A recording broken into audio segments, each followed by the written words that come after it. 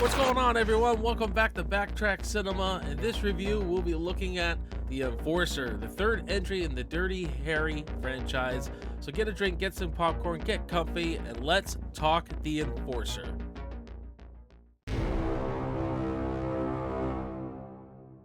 The Enforcer was released in 1976, directed by James Fargo, and starring Clint Eastwood and Tyne Daly. What's going on, everyone? Welcome back to the channel. My name is Jason and you're watching Backtrack Cinema, and continuing on with our Dirty Harry franchise, guys. We're on the third entry of The Enforcer, and really I didn't know what to expect from this one, because by the time we get a third of any franchise, you know, this is where it can dip in quality a bit. This is where it can be not maybe as good as the others, or they're running out of ideas. And this one, I will say it falls victim to that a bit.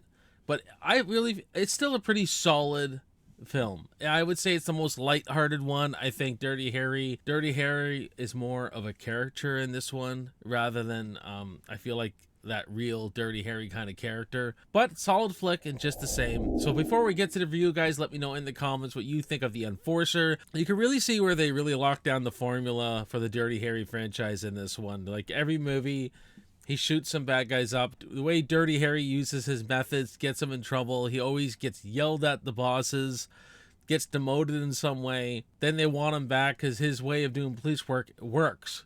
It works for the extreme cases. And you could see that formula throughout these movies, and no different in this one. Harry trashes a liquor store. He shoots up some bad guys, but he destroys stuff, and the city's kind of just getting tired of him, so they demote him to personnel. And in personnel, the mayor has developed these new rules where so many women have to be promoted on the police force. And this is where Harry meets Inspector Kate Moore, who's had no field work. You know, she's just been a pencil pusher, essentially. After Harry's partner gets killed, they put him back into homicide, and this is where they give him his first female partner, Kate Moore. And this kind of what sets the story all in motion. When San Francisco's inspector, Dirty Harry Callahan, must foil a terrorist organization made up of disgruntled Vietnam veterans, but this time he's teamed up with female partner Inspector Kate Moore. And like I said with this one's a lot more lighthearted, but the best part of the film really is this relationship that unfolds between Kate Moore and Harry Callahan, who both of them really do not want to work with each other at all, but you know, Harry's forced to.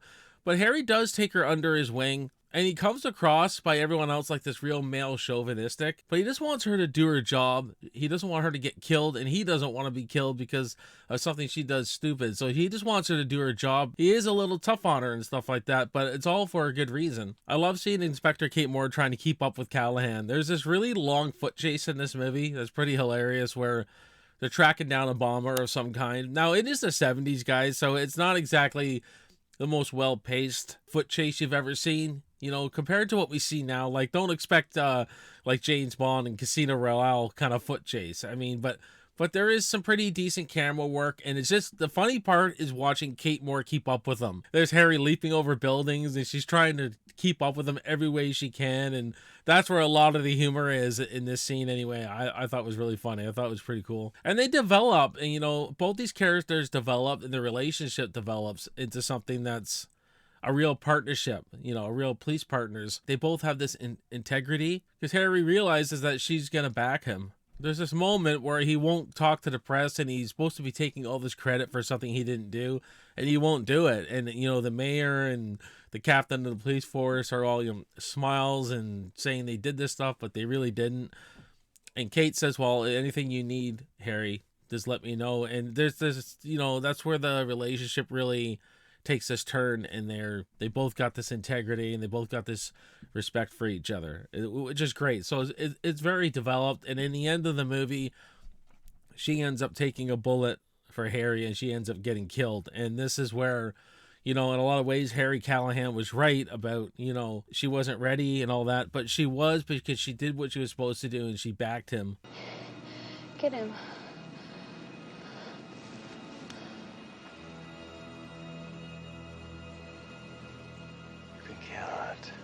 I mean, there's a sadness to it, but that's what's really great about it. So it's a great partnership there. In this one, we got this this terrorist group made of ex-Vietnam vets, and they're like a revolutionary, power to the people. They steal a bunch of military weapons and wreak havoc on the city. But there's just nothing fleshed out about these characters. This is the weakest villains yet, and whenever we're on screen with them, I find myself getting pretty bored, right? And that's the problem with this movie, is the pacing, and there's just a lot of stretches where it's pretty boring, especially when we're with the villains. They're just not very interesting. The Scorpio Killer was cool in the first one, the Renegade Cops in the second one, but this is nothing here, and it's hard to get behind the movie a lot when your villains are so weak. And I feel like the movie could have used a lot more action, especially the second one. The second one had a lot of cool chases and gunfights and stuff like this. This one I felt like just did not have enough action for this movie. I know it's still the late 70s and there's a certain pace to those films, but I feel like they could have had a little bit more action, a little bit more shootouts, maybe a car chase in there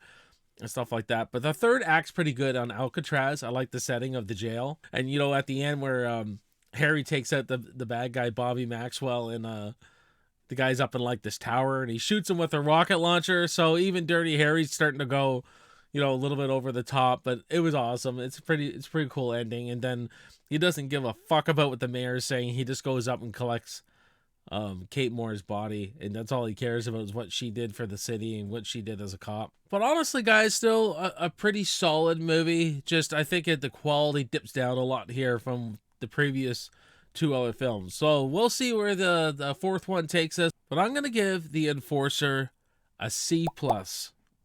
I thank you for joining me on this review, guys. If you like other Dirty Harry reviews, check out my Dirty Harry and Magnum Force.